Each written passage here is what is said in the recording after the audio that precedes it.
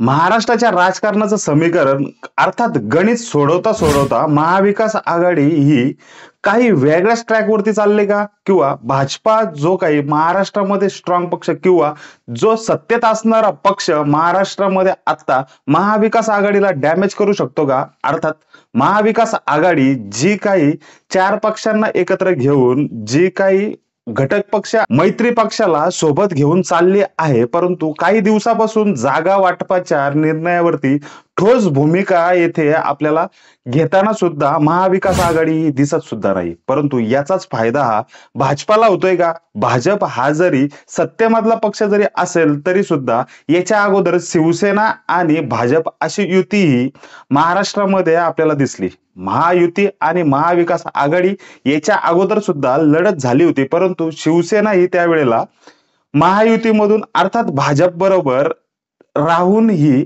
महाराष्ट्राच्या राजकारणाची नवीन सूत्रे त्यांनी हातात सुद्धा घेतली होती. परंतु त्याच्यानंतर काही दिवसापूर्वी शिवसेना फुटली, शिवसेनेचे दोन गट, राष्ट्रवादी फुटली, राष्ट्रवादीचे दोन गट. परंतु जे काही राष्ट्रवादी मधले दोन गट झाले, याच गटामधला अजित पवार साहेबांचा गट हा बीजेपीला सरळ जाऊन मिळाला. परंतु याचा फायदा हा बीजेपीला सुद्धा झाला आणि पदभार सांभाळताना राष्ट्रवादी मधल्या बी गटाला अर्थात अजित पवार साहेबांच्या राष्ट्रवादीला सुद्धा झाला. परंतु एकीकडे राष्ट्रवादी जी मुळात जो पक्ष शरद पवार साहेबांच्या अध्यक्षतेखाली जो निर्माण झाला होता, या पक्षाला फटका सुद्धा बसला. परंतु या सर्व गणितामध्ये जर का आपण विचार जर का केला किंवा हे कोडं जर का सोडवण्याचा प्रयत्न जर का महाविकास आघाडी जर का करत जर का असेल, तर महाविकास आघाडीमध्ये किंवा इथल्या पक्षाच्या स्वतंत्र नेत्यांना इथे ऍटिट्यूड आहे का असं सुद्धा मानता येईल. कारण जागा वाटपाचा निर्णय महाविकास आघाडी गेल्या महिनाभरापासून घेते. त्याच्यामध्येच एक टर्निंग पॉइंट आहे, तो म्हणजे वंचित बहुजन आघाडी. वंचित बहुजन आघाडी महाविकास आघाडीमध्ये येऊ पाहते, परंतु प्रकाश आंबेडकरांनी आम्ही 27 सीट किंवा 27 उमेदवार या महाराष्ट्रामध्ये लढण्यासाठी आमचे तयार आहेत अशी इच्छा प्रकाश आंबेडकरांनी महाविकास आघाडीकडे हा प्रस्ताव सुद्धा दिला होता. परंतु याच्यानंतर महाविकास आघाडीने स्वतःच्या पत्रामध्ये किंवा शिवसेना, राष्ट्रवादी आणि काँग्रेसने स्वतःच्या पत्रामध्ये ह्या सर्व जागा घेऊन वंचित बहुजन आघाडीला फक्त 2 जागा दिल्या. परंतु प्रकाश आंबेडकर साहेब हे फक्त 2 जागा लढवतील आणि वंचित बहुजन आघाडीची सर्वच मतं ही या महाविकास आघाडीला देऊ पाहतील असं काही होणार नाही. कारण काल परवाच महाविकास आघाडी ही उमेदवारांची यादी किंवा कोणत्या पक्षाला किती सीट द्याव्या याची यादी तयार करत असताना वंचितला फक्त 2 सीट सोडल्याच्या नंतर प्रकाश आंबेडकरांनी स्वतंत्र लढावं की नाही, तुम्हाला नक्की याच्याविषयी काय वाटतंय हे सुद्धा आम्हाला सांगा. परंतु जर प्रकाश आंबेडकर 2 सीटवरती फक्त जर का लढणार नाहीत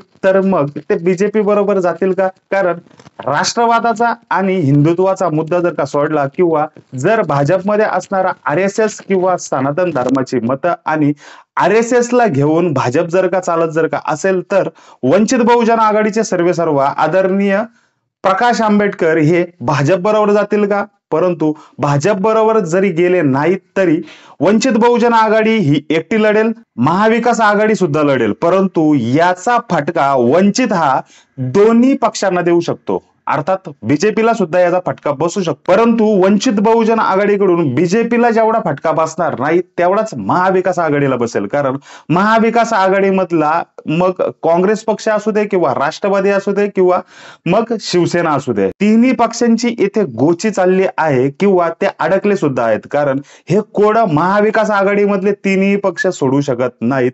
त्याच्यामुळे त्यांनी वंचित बहुजन आघाडी जाऊ पाहते, पण त्यांना सुद्धा होडवरती ठेवले. पण जर का असं जर का झालं तर वंचित बहुजन आघाडी बीजेपी बरोबर युती न करता ती स्वबळावरती आपले सर्व उमेदवार तयार करतील सुद्धा. परंतु बीजेपीला याचा एवढा फटका बसणार नाही. कारण महाविकास आघाडीमध्ये वंचित बहुजन आघाडी असणं ही गरज सुद्धा आहे किंवा मतांचं विभाजन टाळण्यासाठी किंवा मतदानाचं जे काही दलित कार्डावरती जास्त जे काही मतदान होतं याचा फायदा हा सगळा बीजेपी घेईल. जसं 2014 आणि 2019ला ज्याप्रमाणे निवडणुका लोकसभेच्या आणि विधानसभेच्या झाल्या त्याचप्रमाणे आता सुद्धा होतील. परंतु याचा सर्व फायदा हा बीजेपीला जाऊ शकतो.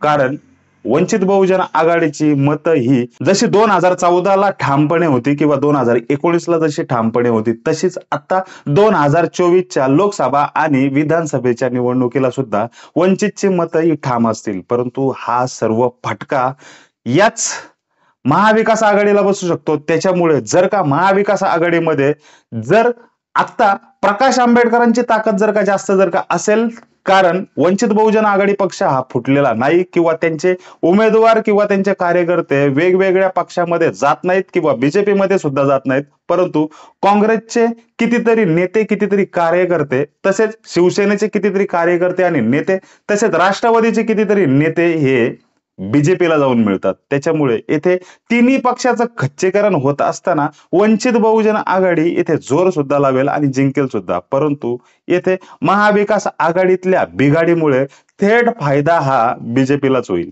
काही दिवसापासून जी काय रंगत महाविकास आघाडीमध्ये होती किंवा वंचित बहुजन आघाडीला हे बरोबर घेऊन जाणार होते, आता तसं चित्र काही दिसत नाही. कारण शिवसेना आणि काँग्रेस यांच्यामध्ये 15 सीटसाठी जी काही रस्सी खेच चालले त्यांचंच भांडण मिटत नाही, तर आम्हाला वंचित बहुजन आघाडीला आतमध्ये कसं काय घेऊ शकतात किंवा आम्हाला जास्तीत जास्त हे सीट देऊ शकत नाही, असं पत्रकारांशी बोलताना किंवा मिळालेल्या सूत्रानुसार प्रकाश आंबेडकर मीडिया समोर बोलले सुद्धा. परंतु या महाविकास आघाडीतली बिघाडी ही भाजपाला फायदेशीर आहे, कारण भाजपा सुद्धा असंच त्यांच्या इच्छेनुसार सर्व काही होत आहे. त्यांना सुद्धा महाविकास आघाडी होऊ नये, महाविकास आघाडीमधले शिवसेना, राष्ट्रवादी काँग्रेस आणि वंचित बहुजन आघाडी सुद्धा ही स्वतंत्रपणे स्वबळावरती, हिमतीवरती प्रत्येकाने आपापल्या पक्षाचे उमेदवार जाहीर करावेत किंवा महाविकास आघाडीची घोषणा करू नये.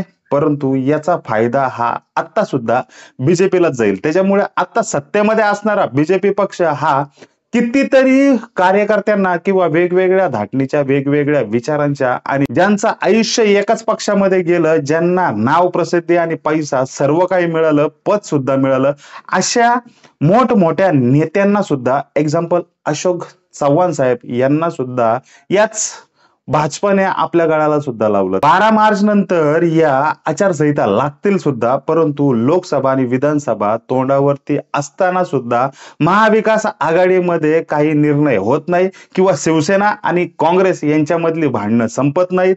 त्याच्यामुळे वंचित बहुजन आघाडी सुद्धा सामील होत नाही. परंतु वंचित बहुजन आघाडीला या महाविकास आघाडीमध्ये जाणं गरजेचं सुद्धा आहे. परंतु असं काही नक्की चित्र आता काही दिवसापासून दिसत सुद्धा नाही. त्याच्यामुळे भाजप नक्कीच येथे समाधानी किंवा खुश सुद्धा आहे, कारण महाविकास आघाडी जर का झाली, जर का नाही, सगळे स्वतंत्र स्वबळावरती जर का लढले, वंचित बहुजन आघाडीने सुद्धा आपले उमेदवार आता जाहीर करायला सुरुवात सुद्धा केलेली आहे.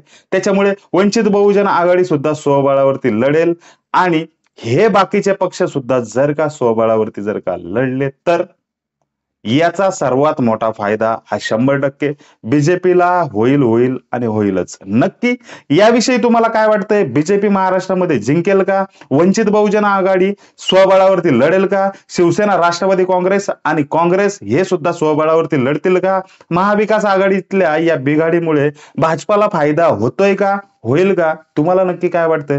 तुम्ही याच व्हिडिओच्या कमेंटमध्ये आम्हाला सांगा. आम्ही तुमच्या कमेंटची वाट बघतोय. तुम्ही जर का या चॅनलवरती अजूनही नवीन जर का असाल, तर या चॅनलला नक्की सबस्क्राईब करा, जेणेकरून आम्ही पाठवलेले सगळेच व्हिडिओ हे तुमच्यापर्यंत पोहोचतील. धन्यवाद.